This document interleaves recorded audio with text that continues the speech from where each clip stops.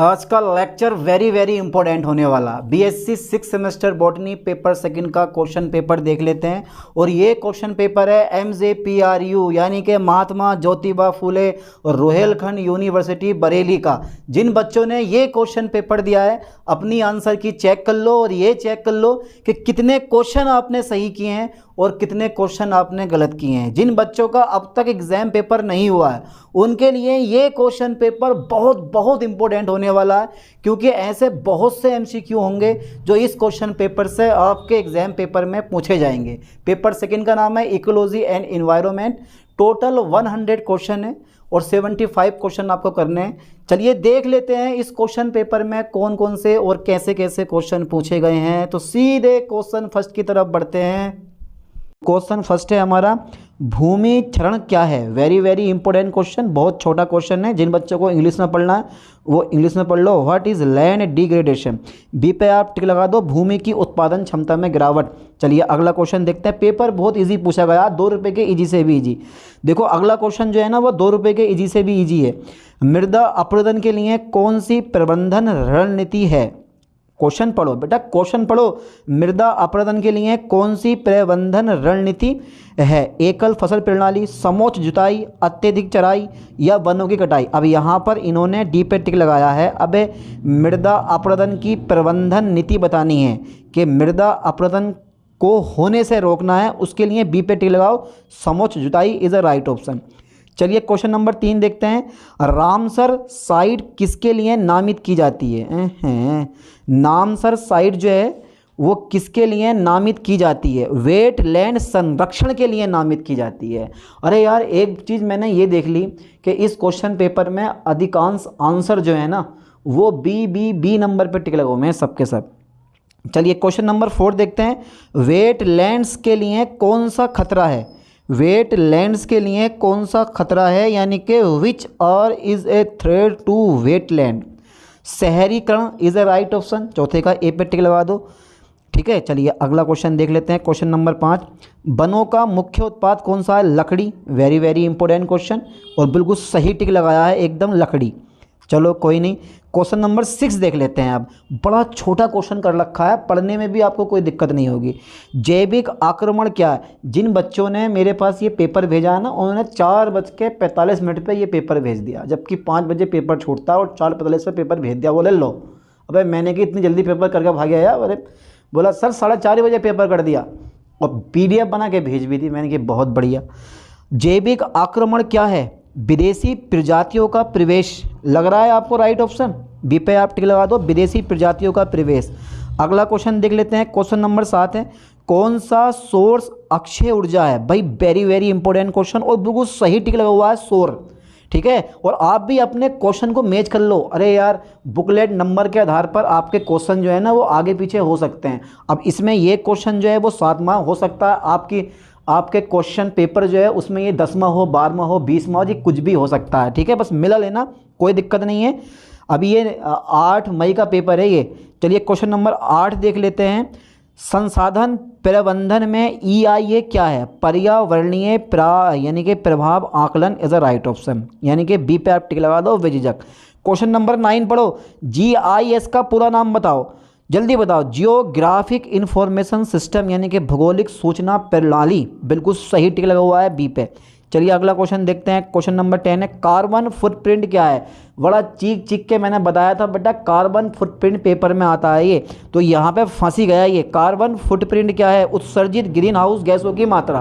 और मैंने ये भी बताया था अगर कहीं तुम्हें दिखाई देना ग्रीन हाउस प्रभाव, ग्रीन हाउस गैसों की मात्रा, कार्बन डाइऑक्साइड, बिना पढ़े टिक लगा दो कि यही राइट ऑप्शन होगा। चलिए क्वेश्चन नंबर 11 देख लेते हैं। Very very important. संसाधन लेखांकन क्या है। बी पे टिक लगाओ बेटे, संसाधनों के भौतिक और मैट्रिक मूल्य का आकलन। क्वेश्चन की लेंथ देखो कितनी छोटी है, बड़ा शानदार पेपर बनाया है इस बार MJPRU वालों ने। ऐसी ये यूपी की टॉप मोस्ट यूनिवर्सिटी नहीं है, कुछ तो खास है यार इसमें। तो संसाधन लेखांकन क्या है, देखो क्वेश्चन की लेंथ कितना प्यारा और कितना शानदार क्वेश्चन पेपर बनाया। संसाधनों के भौतिक और मैट्रिक मूल्यों का आकलन। क्वेश्चन नंबर 12 देखो, पारिस्थितिकी क्या है। पारिस्थितिकी की क्या है, बी पे टिक लगाओ। जीवों व पर्यावरण के बीच बातचीत का अध्ययन। जितने क्वेश्चन पेपर मैंने करवा रखे हैं ना आपको, अगर वो भी आपने कर रखे हैं ना, यानी कि प्रीवियस क्वेश्चन पेपर मैंने जो करवा रखे हैं अगर वो भी आपने कर लिए होंगे तो 40 से 50 क्वेश्चन आपके कहीं गए नहीं हैं। अभी बच्चे का कमेंट आया था, बोले सर आपके प्रीवियस मैंने क्वेश्चन पेपर देखे हैं, 62 क्वेश्चन मैंने बिल्कुल सही करके लगाया हूँ। लगा लो 62 क्वेश्चन बिल्कुल सही किए हैं उसने, खाली 3-4 लेक्चर पढ़ गई। समझ गए नहीं? चलिए अगला क्वेश्चन देख लेते हैं। क्वेश्चन नंबर 13, कौन सा अजैविक कारक है? सब क्वेश्चन लोड फिर के वही प्रीवियस पेपर वाले हैं। कौन सा अजैविक कारक है? मिट्टी इज ए राइट ऑप्शन, बिल्कुल सही टिक लगा हुआ है। क्वेश्चन नंबर 14 देखते हैं, सकारात्मक पारिस्थितिकी अंतःक्रिया क्या है? परस्पर लाभ। ठीक है, चलिए क्वेश्चन नंबर 15 देखते हैं, पारिस्थितिकी तंत्र में ऊर्जा प्रभाव को क्या कहा जाता है? पारिस्थितिकी तंत्र में ऊर्जा प्रभाव को क्या कहा जाता है? बेटा एक तरफा प्यार मेरा। 15 का बी पे आप टिक लगा दो, जो राइट ऑप्शन। चलिए 16 देखो जरा, 16 देखो, प्राथमिक अनुक्रमण किस पर होता है? प्राथमिक अनुक्रमण किस पर होता है? ज्वालामुखी चट्टान पर होता है। इसमें कोई टिक नहीं लगा हुआ है, ठीक है, क्योंकि 100 क्वेश्चन में से कुल 75 क्वेश्चन करने हैं, 25 क्वेश्चन छोड़ने भी हैं। तो काफ़ी अच्छे क्वेश्चन के आंसर इन्होंने लगाए हैं, ऐसे नहीं है, काफ़ी अच्छा करा पेपर। हाइड्रोशीयर क्या है? हाइड्रोशीयर क्या है? बी पे आप टिक लगा दो, जल आवास इज द राइट ऑप्शन। कौन सी खाद्य श्रृंखला का प्रकार है? यानी कि कौन सा खाद्य श्रृंखला का प्रकार है? What is a type of food chain? चराई इज ए राइट ऑप्शन। ठीक है, ये खाद्य श्रृंखला का प्रकार है। चलिए 19 देख लेते हैं, संख्या पिरामिड क्या दिखाता है? अरे यार संख्या पिरामिड क्या दिखाता है? संख्या पिरामिड कुछ तो दिखाता होगा, प्रत्येक ट्रॉफिक स्तर की संख्या, राइट ऑप्शन। बी पे आप टी लगा दो, इसमें क्या सोचने वाली बात है ना, ट्रॉफिक लेवल की संख्या शो करता है ये। 20 देखते हैं, पारिस्थितिकी में उत्पादकता क्या है? What is productivity in ecology? पारिस्थितिकी में उत्पादकता क्या है? तो ए पे टिक लगाओ, जैव द्रव्यमान उत्पादन दर। जैव द्रव्यमान उत्पादन दर। चलिए क्वेश्चन नंबर 21 देखते हैं, कौन सा जलीय पारिस्थितिकी तंत्र है? अबे इन्होंने घास का मैदान लगाया यार, घास कहाँ होती है? झील में होती है, नदी में होती है, तालाब में पाई जाती है या स्थल में पाई जाती है? तो यार ये जो घास का मैदान है ये तो बड़ा, ऐसे तो हो ही नहीं सकता, ये कभी भी जलीय तो हो ही नहीं सकता। ये कृषि भूमि, कभी आप जल में आप खेती नहीं उगा सकते, मरुस्थल रेगिस्तान में आप खेती नहीं उगा सकते यार, हैं? तो वो जलीय पारिस्थितिकी क्या है? ये झील जो है ना, ये क्या है? जलीय पारिस्थितिकी तंत्र है। और मैंने ये बताया भी था प्रीवियस पेपर में यार, आपको समझाया भी था, ये वेरी इंपॉर्टेंट क्वेश्चन है। ये तो बड़ा सिंपल सा क्वेश्चन पेपर है यार। 22 देखते हैं, हाइड्रोफाइट पौधे किसके अनुकूल होते हैं? हाइड्रोफाइट पौधे किसके अनुकूल होते हैं? तो ये जितने भी हाइड्रोफाइट पौधे होते हैं ना, ये हमेशा जल के अनुकूल होते हैं, हमेशा याद कर लो।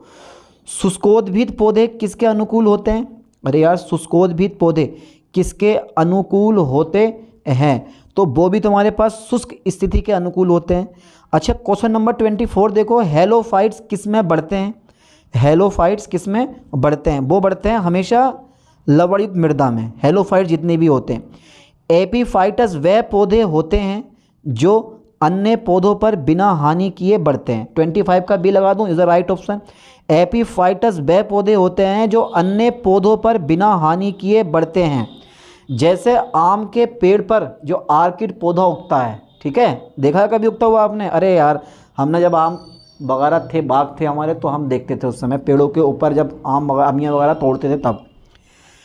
26 देखते हैं, मिट्टी के निर्माण का मुख्य घटक क्या है? तो मिट्टी के निर्माण का मुख्य घटक जनक चट्टान जो होती है ना, ये मिट्टी के निर्माण का मुख्य घटक है। यार ये सारे क्वेश्चन मैंने करवा रखे हैं, आपने पढ़ा ही नहीं है क्वेश्चन पेपर। अगर क्वेश्चन पेपर प्रीवियस पढ़ लेते, चाहे वो MSU के हों, MSU मतलब माँ सुकम्बरी यूनिवर्सिटी सहारनपुर, वहाँ का पेपर बहुत सटीक आता है, खतरनाक पेपर आता है। बहुत से क्वेश्चन वहीं से उठा के जो है ये इधर उधर वाली यूनिवर्सिटी एग्ज़ाम पेपर में रखते हैं, सही बताऊँ तो आपको मैं।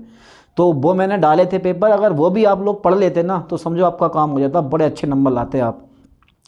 चलिए अगला क्वेश्चन देखते हैं 27, मिट्टी प्रोफाइल में सबसे ऊपरी परत कौन सी होती है? मिट्टी प्रोफाइल में सबसे ऊपरी परत कौन सी होती है? क्षैतिज ए, अबे क्षैतिज ए तो इसमें लिखा हुआ ही नहीं है कहीं भी, सी पे आप टिक लगा दो। ऊपर की मिट्टी इज ए राइट ऑप्शन।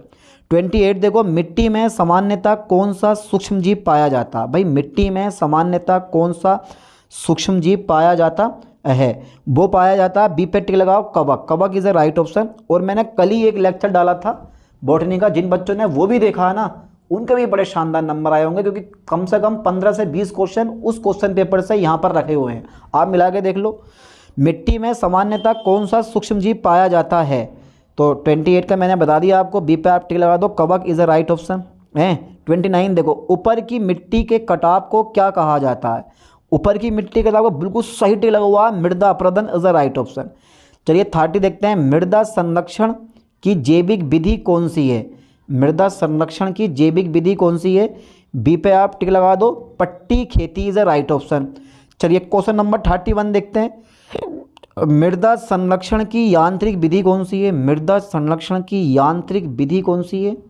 अरे यार ताबातर रहो, समोच्च खेती ये यांत्रिक विधि होती है। 32 पढ़ो, माल्चिंग। माल्चिंग यार, what is the purpose of mulching? यानी कि माल्चिंग का उद्देश्य क्या होता है? तो माल्चिंग का जो उद्देश्य होता है सी नंबर पे टिक लगाओ, जल हानि और कटाव रोकना। वेरी वेरी इंपॉर्टेंट और बिल्कुल सही टिक लगा हुआ है। 33 देख लेते हैं, कौन सी चक्र नाइट्रोजन और फास्फोरस जैसे पोषक तत्वों को पुनः चक्रित करती है? जैव भू रासायनिक चक्र। बहुत बढ़िया ऑप्शन लगा हुआ है। 34 देखते हैं, फसल चक्रण क्या है? फसल चक्रण क्या है? तो वो है तुम्हारे पास डी, विभिन्न फसलों के क्रम में उगाना। विभिन्न फसलों को क्रम में उगाना, बहुत अच्छे। क्वेश्चन नंबर 35 पढ़ो, what is the goal of water seed management? यानी कि जल ग्रहण का प्रबंधन क्या उद्देश्य क्या है? अरे बड़े बड़े डैम आपने देखे होंगे जहाँ पानी को स्टोर किया जाता है। जल और मृदा का कुशल उपयोग और संरक्षण, जनसंख्या बढ़ाना, प्रदूषण कम करना। तो राइट ऑप्शन सी पे ये टिक लगा दो बेझिझक। चलिए क्वेश्चन नंबर देखते हैं 36, जैव विविधता क्या है? जैव विविधता क्या? मृदा प्रकारों की विविधता कभी हो नहीं सकती, जीवित जीवों की विविधता। जीवित जीवों की विविधता, बहुत बढ़िया। चलिए क्वेश्चन नंबर 37 देखते हैं, निम्नलिखित में से कौन सा जैव विविधता का स्तर नहीं है? निम्नलिखित में से कौन जैव विविधता का स्तर नहीं है? यानी कि what is not level of biodiversity? Cultural है। 37 का कौन सा राइट टिक लगा दूँ? जल्दी बताओ फटाफट तेजी से। बी पे टिक लगा दें बेझिझक? अरे लगा दो यार, सांस्कृतिक। चलिए अगला क्वेश्चन देखते हैं 38, जैव विविधता का कौन सा मूल्य सुंदरता और मनोरंजन को दर्शाता है? बी पे टिक लगाओ, सौंदर्यात्मक इज अ राइट ऑप्शन। चलिए जैव विविधता हॉटस्पॉट क्या है? आपको पता होना चाहिए, अधिक प्रजातीय विविधता और स्थानिकता वाला क्षेत्र। बिल्कुल सही टिक लगा हुए हैं, बिल्कुल सही। 60 to 65 क्वेश्चन इनके भी कहीं नहीं गए हैं, पूरे परफेक्टली। अधिक प्रजातियां, विविधता और स्थानिकता वाला क्षेत्र। चलिए 40 देखते हैं, 40 नंबर देख लेते हैं भाई, निम्न में कौन जैव विविधता के लिए प्रमुख खतरा है? बी पे सही टिक लगा हुआ है, आवास का नुकसान, ये सबसे बड़ा खतरा है। अरे यार पूरा पेपर वैसे का वैसा रख दिया, जो कल मैंने अपलोड किया था ना लेक्चर, वो सेम टू सेम वही पेपर यहाँ पे उठा कर रख दिया। वो सारे के सारे क्वेश्चन मैच कर रहे हैं। वाह बहुत बढ़िया यार, जिन बच्चों ने वो पढ़ लिया ना लेक्चर, सही बता रहा हूँ भाई, बड़े अच्छे नंबर लाने वाले हो। स्थानिक प्रजातियाँ क्या होती हैं?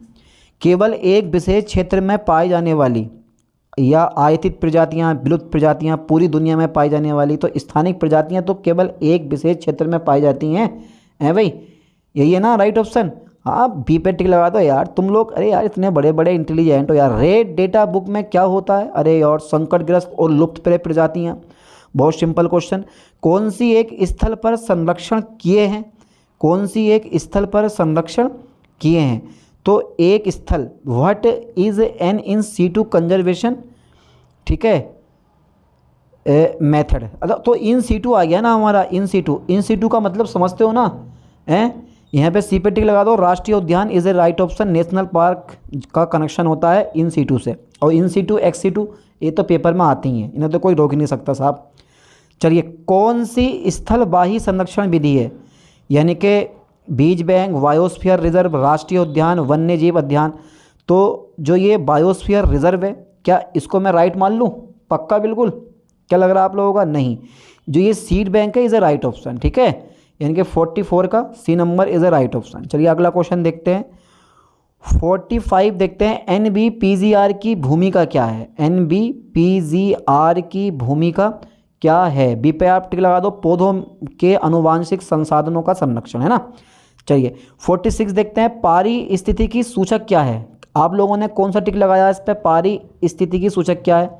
तो मुझे पता अधिकांश बच्चे 46 के बी पे टिक लगाए होंगे, जाओ इस पे लगाए होंगे, जो पारी स्थिति की स्वास्थ्य को दर्शाती है, और यही राइट ऑप्शन भी है इसका, है ना। चलिए 47 देखते हैं, किसी प्रजाति का पारी स्थिति की निवास स्थान क्या होती है? बी पे टिक लगा दो, क्योंकि सबसे बड़ा ऑप्शन यही है। अगर कोई ऑप्शन आपको अच्छा नहीं लग रहा है और सबसे बड़ा ऑप्शन लग रहा है कि यार ये वाला है, बेझिझक टिक मार दो क्या, अरे यही राइट ऑप्शन है, आपसे बढ़कर कुछ नहीं यार। 48 देख लेते हैं, निम्नलिखित में से कौन भारत में पौधा संरक्षण संस्था है? पौधा संरक्षण संस्था है। अब WHO हु, अरे वाह बेटे वाह, क्या टिक लगाया है, क्या दमदार टिक लगाया है WHO। ये वाला टिक है, BSI is a right option, ठीक है। चलिए क्वेश्चन नंबर 49 देख लेते हैं। 49 का राइट ऑप्शन देखते हैं, निम्न में कौन पारी स्थिति की पर्यटन को बढ़ावा देता है? निम्न में कौन पारी स्थितिक पर्यटन को बढ़ावा देता है? तो वो देता है सी, प्राकृतिक क्षेत्रों का भ्रमण और संरक्षण। 50 देखते हैं, वायोस्फीयर रिजर्व क्या है? सबसे बड़ा ऑप्शन ढूंढ लो, बी पे टिक लगा दो, जैव विविधता के संरक्षण के लिए संरक्षित क्षेत्र, है ना। तो मैंने क्या बताया, जो सबसे बड़ा ऑप्शन है मार दे करो टिक, या यही राइट ऑप्शन है, बेझिझक वही राइट ऑप्शन होता है हमेशा। 51 देखो जरा, पादप भूगोल किसका अध्ययन करती है? वेरी वेरी इजी, पादप है ना, पादप का कनेक्शन पौधों से होता है, तो पृथ्वी पर पौधों का वितरण से संबंध होता है इसका। अरे वाह यार क्या बात है यार, भारत में कितने जैव भौगोलिक क्षेत्र हैं? अबे यार ये क्वेश्चन अभी तो करवाया, सेम वही पेपर उठा कर तो रख दिया इन लोगों ने यार। भारत में कितने जैव भौगोलिक क्षेत्र हैं? सी पे आप टिक लगा दो 10। अरे यार क्या बात है। 53 देखो जरा, निम्न में कौन भारत का जैव भौगोलिक क्षेत्र नहीं है? निम्न में कौन भारत का जैव भौगोलिक क्षेत्र नहीं है? अबे सी पे टिक लगाओ, सहारा रेगिस्तान is a not right option, यानी कि इज अ राइट ऑप्शन। 54 देखो, भारत का कौन सा पुष्पीय क्षेत्र सबसे अधिक पौधा होना चाहिए था, पौध लिख दिया इन्होंने, चलो पौध कोई दिक्कत नहीं है, विविधता है। भारत का कौन सा पुष्पीय क्षेत्र सबसे अधिक पौध विविधता है? हाँ ये क्वेश्चन थोड़ा चेंज करके दिया है, बी पे आप टिक लगा दो, पूर्वी हिमालय। चलिए क्वेश्चन नंबर 55 देखते हैं, स्थैतिक पौधे भूगोल क्या है? स्थैतिक पौधे भूगोल क्या है? तो वो है तुम्हारे पास, बी पे टिक लगाओ, वर्तमान में पौधों के वितरण का अध्ययन करना, है ना। चलिए क्वेश्चन नंबर 56 देख लेते हैं, गंगा के मैदानों में किस प्रकार की वनस्पति प्रमुख है? गंगा के मैदानों में किस प्रकार की वनस्पति प्रमुख है? तो किस प्रकार की वनस्पति प्रमुख है? सी पे टिक लगाओ, उष्ण कटिबंधीय आर्द्र पर्णपाती वन, है ना। 57 देख लेते हैं, उत्तर प्रदेश के प्रमुख वनस्पति का प्रकार कौन सा है? उष्ण कटिबंधीय शुष्क पर्णपाती वन, है ना, यही है ना। अरे ये बता रखा है मैंने। 58 देखते हैं, कृषि पारिस्थितिकी क्षेत्रों को क्या निर्धारित करता है? बिल्कुल राइट ऑप्शन है, ए पे टिक लगा दो 58 का, मिट्टी, वर्षा, तापमान और फसलें। 59 देखते हैं, दक्कन पठार किस जैव भौगोलिक क्षेत्र आता है? दक्कन पठार में अरे क्या लिखा हुआ है, दक्कन पठार किस भौगोलिक क्षेत्र में आता? हाँ ये बात, दक्कन पठार किस भौगोलिक क्षेत्र में आता? तो साहब वो आता है दक्कन प्रायद्वीप में, है ना। चलिए क्वेश्चन नंबर 60 देखते हैं, पर्यावरण लेखा परीक्षण का उद्देश्य क्या है? सबसे बड़ा ऑप्शन बी नंबर पे टिक लगा दो, 60 का B number is the right option. चलिए क्वेश्चन नंबर 61 वेरी इंपॉर्टेंट, पर्यावरणीय प्रबंधन प्रणाली में कौन सा मानक संबंधित है? बिल्कुल सही टिक लगा हुआ, ISO 14000, ठीक है, सी पे आप टिक लगा दो बेझिझक। चलिए अगला क्वेश्चन देख लेते हैं, 62, इको मार्क नेवल क्या दर्शाता है? हमेशा पर्यावरण के लिए अनुकूल उत्पाद, हमेशा पर्यावरण के लिए अनुकूल उत्पाद, क्योंकि सही ऑप्शन यही है। फिर से सबसे बड़ा ऑप्शन लगा दो बेझिझक, हरित लेखा परीक्षण क्या होता है? प्राकृतिक संसाधनों और पर्यावरणीय प्रभाव की लेखा परीक्षा, ठीक है। चलिए अधिकांश यूनिवर्सिटी के बॉटनी के एग्जाम पेपर हो ही चुके हैं, ठीक है। कुछ यूनिवर्सिटी ऐसी जिनके ना हुए हैं, वरना लगभग सभी के हो चुके हैं, और जिनके नहीं हुए हैं भाई उनके लिए ये क्वेश्चन पेपर सोने पे सुहागा। सारे के सारे क्वेश्चन अच्छे से पढ़ के जाना, ठीक है, बस पढ़ने वाला होना चाहिए। 64 देखते हैं, जीवन चक्र विश्लेषण क्या है? बी पे टिक लगा दो, सबसे बड़ा ऑप्शन यही है, उत्पाद के निर्माण से निपटान तक का विश्लेषण, है ना। अरे यार सारे यानी कि मेरे पॉइंट का फ़ायदा उठा लिया जिनका पेपर है ये, सारे बड़े बड़े ऑप्शन पे टिक लगा हुआ, सारे बड़े बड़े ऑप्शन पे। चलिए अगला क्वेश्चन देख लेते हैं, अगला क्वेश्चन तो यार 64 मैंने बता दिया, हाँ 64 करवा दिया मैंने। उत्पाद के निर्माण से निपटान तक का विश्लेषण, चलिए 65 देख लेते हैं। 65 देख लेते हैं। सतत विकास का उद्देश्य क्या है? सी पे टिक लगा दो। अर्थव्यवस्था, समाज और पर्यावरण का संतुलित विकास। चलिए 66 देख लेते हैं। सतत कृषि में कौन सी विधि शामिल है? सतत कृषि में कौन सी विधि शामिल है? तो यार सतत विधि में, हाँ बिल्कुल सही है, फसल चक्रण और जैविक खेती शामिल है ना, यही तो है ना। हाँ यही है, इसके अलावा और क्या हो सकती है, बताओ जरा क्या हो सकती है। 67 देखो, भारत के पर्यावरण कार्य योजना EAP का मुख्य फोकस क्या है? बी पे टिक लगा दो। प्रदूषण नियंत्रण और सतत विकास। बहुत बढ़िया, बहुत लाइन का बहुत अच्छा फ़ायदा उठाया। जो ऑप्शन सबसे बड़ा दिखाई दे टिक मार दो और सब पे टिक लगाओ, मैं दे दवा और सब के सब राइट होते जा रहे हैं। निम्न में कौन सततता की रणनीति है? ठीक है, तो वनों की कटाई, अत्यधिक मछली पकड़ना, नवीकरण ऊर्जा का उपयोग, जीवाश्म ईंधन पर निर्भरता। तो इसका राइट ऑप्शन सी पे टिक लगा दो, नवीकरण ऊर्जा का उपयोग, बिल्कुल राइट ऑप्शन लगा हुआ है। 69 देख लेते हैं, 69 देख लेते हैं भाई। 69 का राइट ऑप्शन कौन सा होगा? सतत विकास का एक प्रमुख सिद्धांत कौन सा है? बी पे टिक लगाओ, भावी पीढ़ियों के लिए संरक्षण। अरे वाह क्या बात है। 70 देखो जरा, बायो रीमेडिएशन क्या है? What is bioremediation? तो प्रदूषण साफ करने के लिए रसायनों का उपयोग, प्रदूषण को हटाने के लिए जीवित जीवों का उपयोग। यही राइट ऑप्शन है मेरे ख्याल से। 70 का वी नंबर होना चाहिए। ठीक है, राइट ऑप्शन है प्रदूषकों को हटाने के लिए जीवित जीवों का उपयोग, यही होता है बायो रीमेडिएशन। प्लास्टिक का रिसाइकलिंग कभी नहीं हो सकता क्योंकि बायो का संबंध जैविक पदार्थों से होता है, जैविक पदार्थों द्वारा गलाना वगैरह। ठीक है, चलिए क्वेश्चन नंबर 71 देखते हैं। सक्रिय शिलज प्रक्रिया ASP, ठीक है, यानी कि एक्टिवेटेड शिलज प्रोसेस ASP ट्रीट किसका उपचार करती है? अपशिष्ट जल का, ठोस कचरे का, मिट्टी का, प्रदूषण। तो ये करती है हमेशा अपशिष्ट जल का, है ना, वेस्ट वाटर का। चलिए क्वेश्चन नंबर 72 देखते हैं। जैविक अपशिष्ट जल उपचार में किस रिएक्टर का उपयोग किया जाता है? वो क्या आता है? Fluidised bed reactor, fluidised bed reactor का उपयोग किया जाता है। चलिए 73 देख लेते हैं। गंगा एक्शन योजना का मुख्य उद्देश्य क्या है? गंगा, अरे यार बड़ा इंपॉर्टेंट क्वेश्चन आया हुआ क्वेश्चन है भाई। गंगा नदी की सफाई और प्रदूषण को कम करना। ये ना कि भैया गंगा नदी में से मछली पकड़ना, ठीक है, ये कोई नहीं है। गंगा नदी की सफाई और प्रदूषण को कम करना, ये मेन पर्पस है। 74 देख लेते हैं। निष्प्रभावन यानी कि न्यूट्रलाइजेशन की प्रक्रिया क्या है? अम्लीय और क्षारीय पदार्थों का संतुलन बनाना। 74 का बी पे आप टिक लगा दो, बेझिझक लगा दो, सबसे बड़ा ऑप्शन लगा दो, दे लगा दो, छुट्टी। सैनिटरी लेड फिलिंग के में किस प्रकार के कचरे को संभाला जाता है? अब MJPRU हो या कोई सी भी यूनिवर्सिटी के बच्चे ये लेक्चर देख रहे हो तो मेरी बात पर ज़रा थोड़ा ध्यान देना। सबसे बड़ा ऑप्शन जो मिले ना आपको उस पर सही टिक मार देना बिना पढ़े कि यही राइट ऑप्शन है, और 100% वही उसका राइट ऑप्शन होता है, समझ गए। लेकिन एक बार अच्छे से पढ़ लेना कि अगर आपको नहीं आ रहा कोई ऑप्शन कि भाई 4 ऑप्शन है, हमें नहीं पता इसका क्या राइट ऑप्शन होगा, तो उस केस में बता रहा हूँ तुक्के के रूप में कौन सा लगाना है। सबसे बड़ा ऑप्शन देखो और टिक मार दो, काला घेरा कर दो कि यही राइट ऑप्शन होगा। चलिए तो 75 का राइट ऑप्शन बी पे टिक लगा दो, ठोस नगर पालिका कचरा, यानी कि सैनिटरी लेड फिलिंग में किस प्रकार के कचरे को संभाला जाता है? ठोस नगर पालिका कचरा।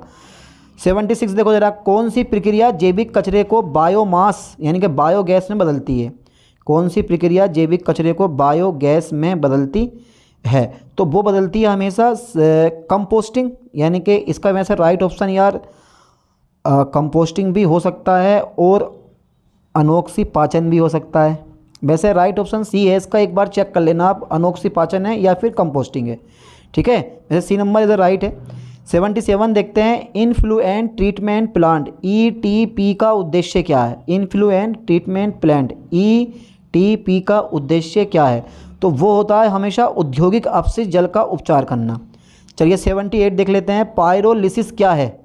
तो सबसे बड़ा ऑप्शन आपको कौन सा दिखाई दे रहा है? बी नंबर, ऑक्सीजन की अनुपस्थिति के कचरे का थर्मल विघटन इज द राइट ऑप्शन। 79 देखो, परिवहन में CNG लागू करने का मुख्य लाभ क्या होता है? तो यार हानिकारक गैसों का उत्सर्जन कम हुआ और उच्च ईंधन लागत, नहीं यार। वाहन की धीमी गति, हैं। बढ़ा हुआ वायु प्रदूषण, कभी नहीं। बी पे आप टिक लगा दो 79 का, बिल्कुल सही बात है यार। 80 देखते हैं, कार्बन क्रेडिट की अवधारणा क्या है?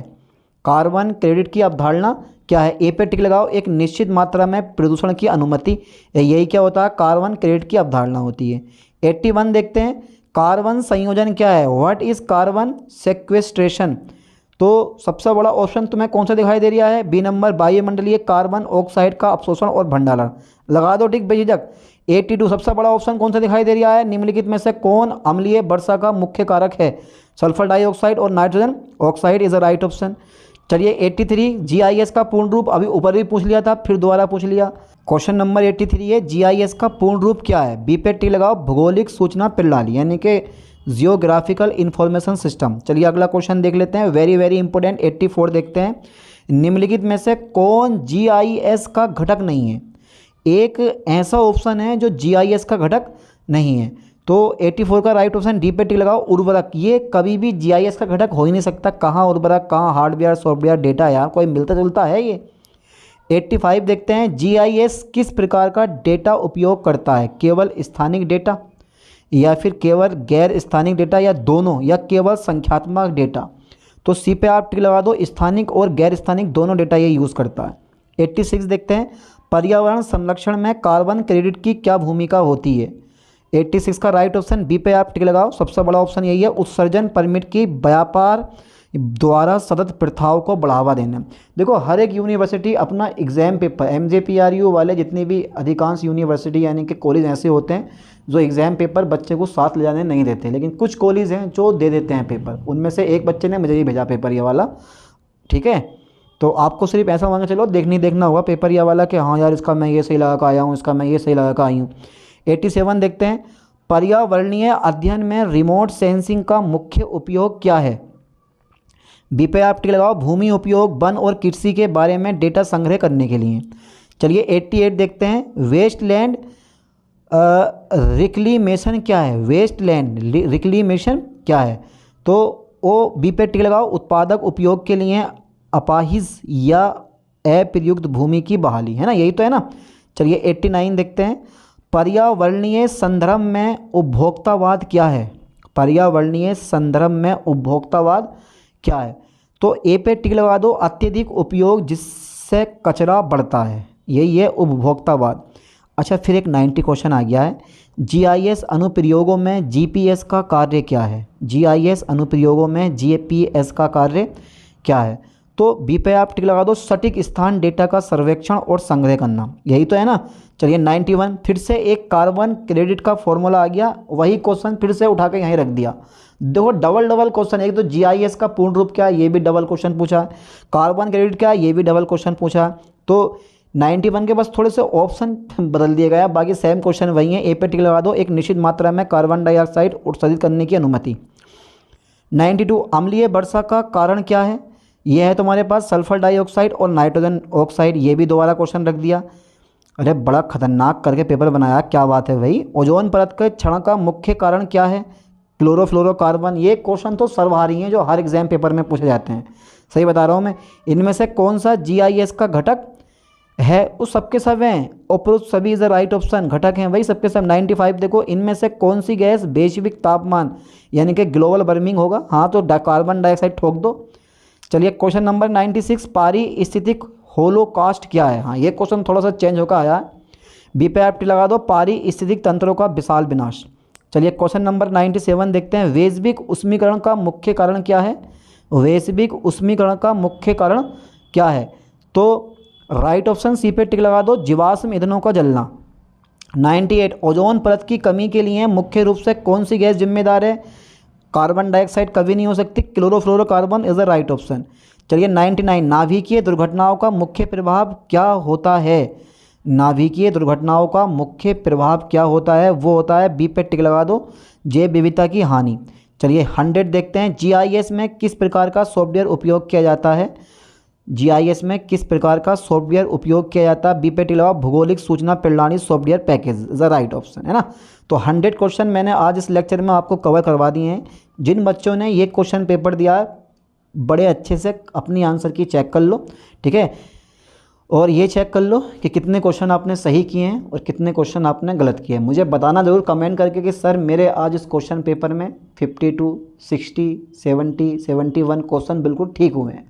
ठीक है, ओके, बताओगे ज़रूर पक्का। चलिए मिलते हैं नेक्स्ट वीडियो में नेक्स्ट लेक्चर के साथ। थैंक्स।